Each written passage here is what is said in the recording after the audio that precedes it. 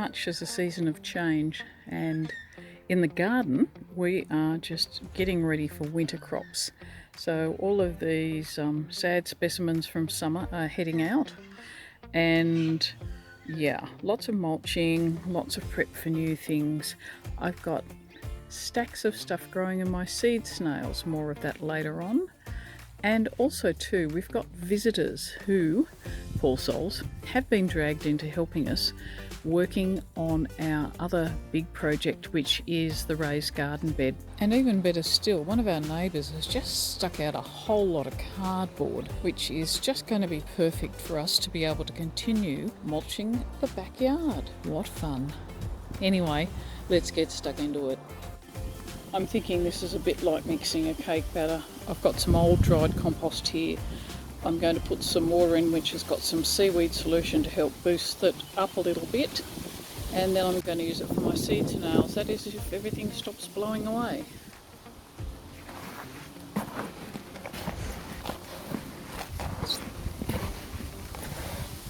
I think I'm on a hiding to nothing here.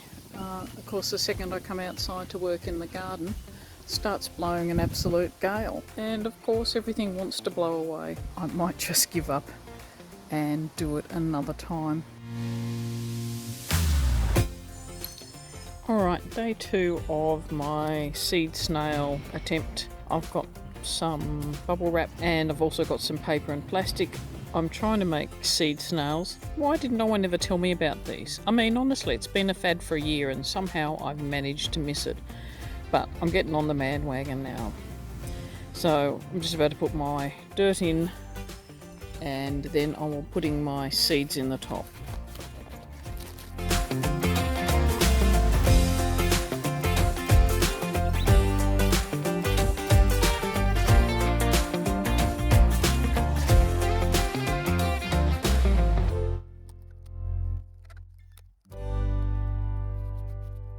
That's the inside part of the seed snail where I'm going to plant.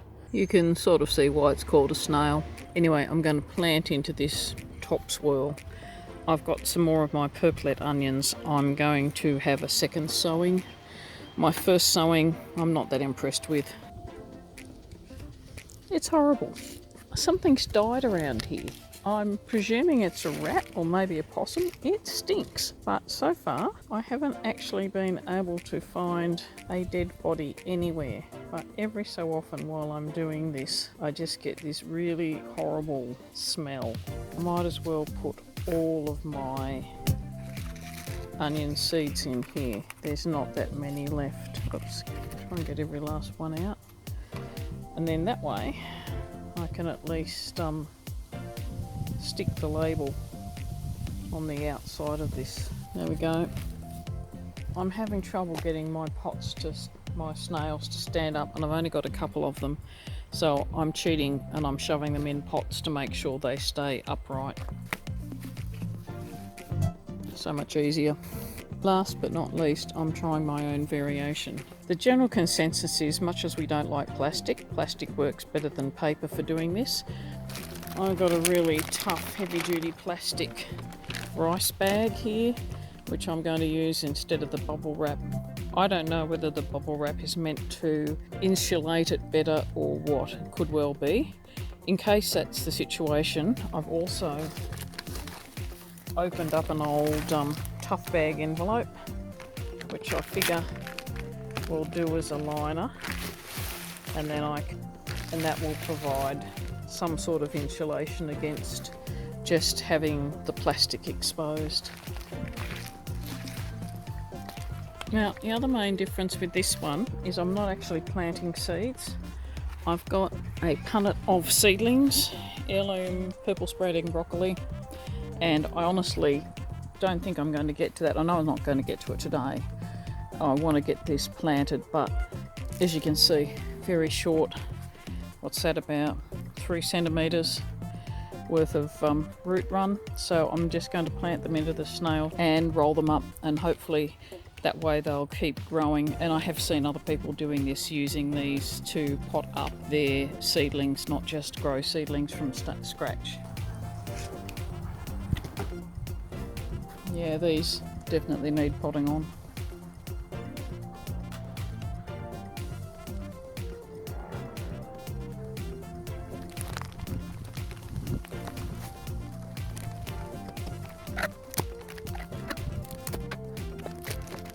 So I've got 2 seed snails and 1 for potting on, and I'm going to pop these down where they get a lot of spray. We've still got our irrigation system happening, so these will be down where they get regular morning watering, and hopefully they'll perk up a bit and I might get some more seedlings.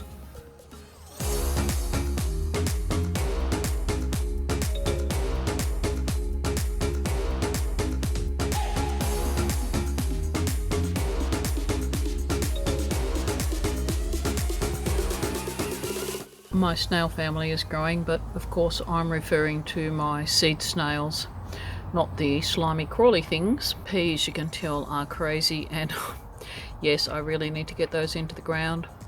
And all the other things, barring the seeds I only put in 1 day ago, are sprouting, which is great.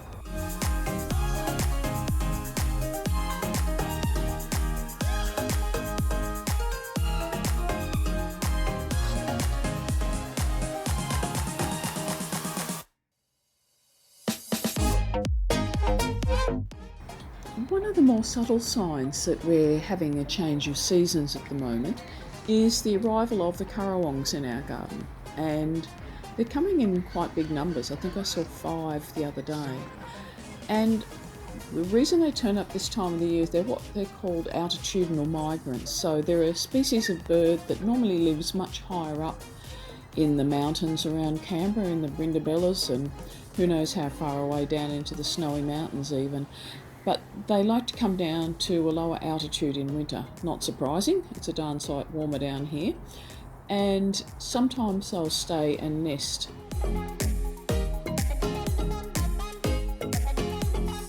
In the past, Currawongs have actually then returned in spring back up into the mountains to nest. But they actually find it so congenial down here. There's so much food now in our city, so much available materials for them, that they're often nesting down here now. So when you're complaining about Currawongs in your garden or around the city, just remember we're the ones who, through our actions, have brought them here. Anyway, I can tell you that at the moment they are finding my tomatoes absolutely lovely. They're really enjoying them. I thought it was rats at first because there were some down on the ground which were quite severely pecked, but no, I've actually caught the Currawongs in action. Well, the Currawongs may annoy me eating the tomatoes, but this little bugger demolishing my beans is a real pest in the garden. It's a green veggie beetle. Buggers, don't know what kills them.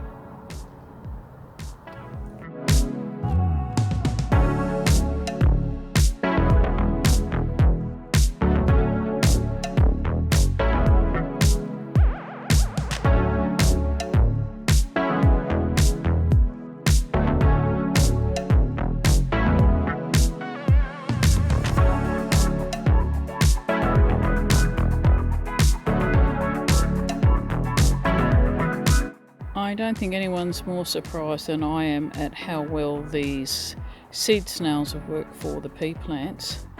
They've just gone off. We've just prepped the tomato bed, or at least removed all the spent tomatoes, is where I'm going to plant the peas, and I've also got some other broccoli to go in there as well. Just look at the roots on these babies. Amazing.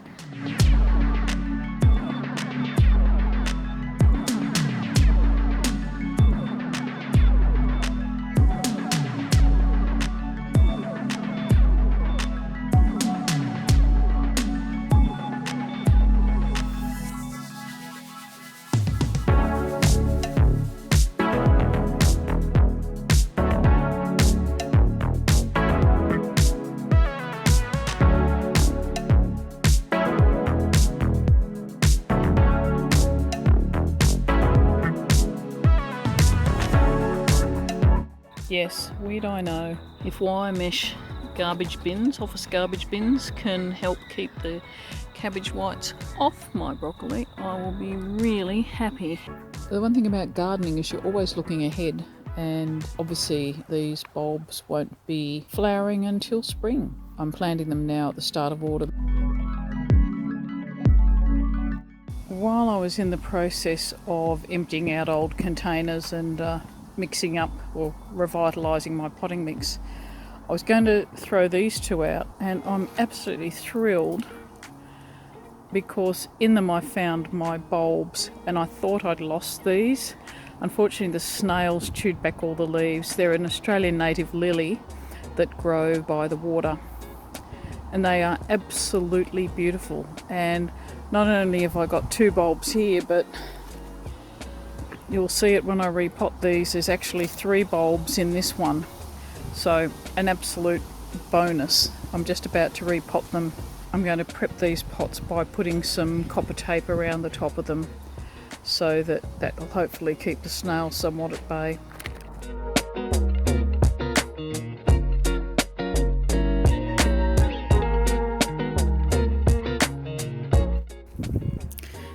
Ready to be potted on.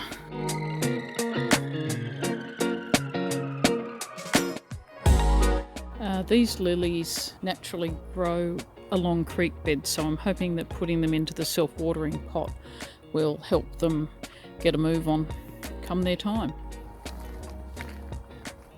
This one's got even more roots. How many bulbs? 3 bulbs.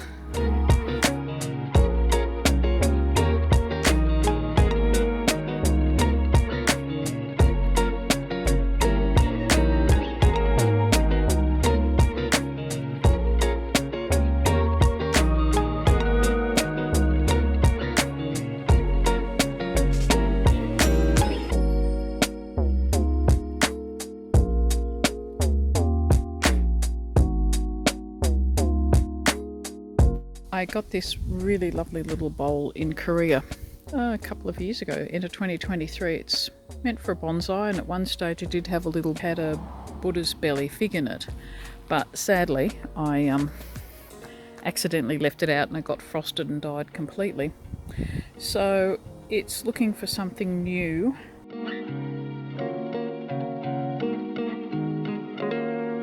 I thought these apricot passion hyacinths might just be the thing for it.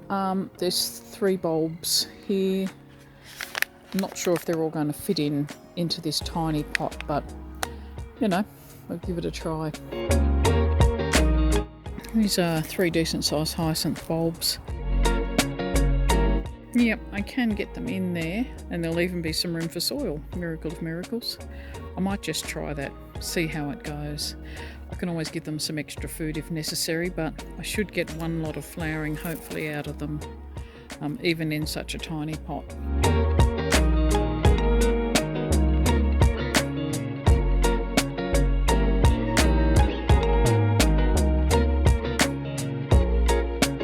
And these can stay outside. There's no need for them to be in the house at this point in time. Stay out over winter, and hopefully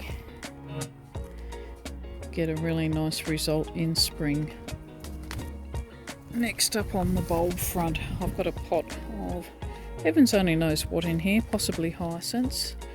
I always think I'm going to remember what's here, but I generally don't. I'm going to, obviously the soil's dropped and I just need to fix this up, put some more soil in. So I'm going to try and fairly gently tip it out, see what we've got, and then fill it back up again.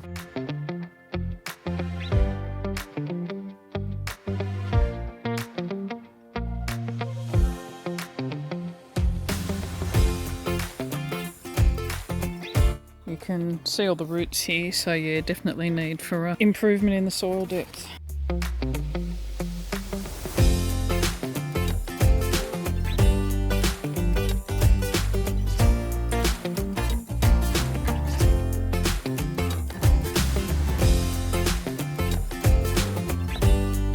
I think those are definitely hyacinth bulbs.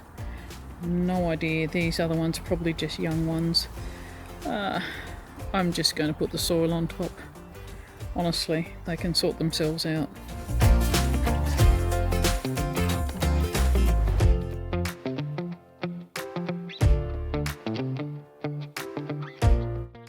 In November, you might remember, we started working on our raised bed. It was one we'd pulled down as part of the process of clearing the ground for where we were going to put the new chicken run. We did put it back together again, but unfortunately in the process Steve hurt his back and nothing much else happened between Christmas and family visits and such like. We've just recently had a big rethink and we've realised that where we had the bed placed wasn't actually the correct place for it. Indeed, we've decided to move it just only about another 1.5 meters away from where it was, but that will allow us to do something with our apple trees. Now, we've got existing apple trees that were espaliered along our back fence, and to be honest, they haven't grown terribly well. When we pulled the chicken coop down last year, we actually pulled out one of those apple trees and we've had it in a pot ever since, and it's going okay. And there's still another one in the ground. And what we've decided is we actually want to espalier those apple trees along the fence line behind where that raised bed is. So we've dragooned our visitors into giving us a hand, and they're helping Steve shift the bed. Now that we've shifted the bed, it's actually made us rethink a whole lot of things about that section of the garden. And you will see in the April video that some of those decisions are pretty big.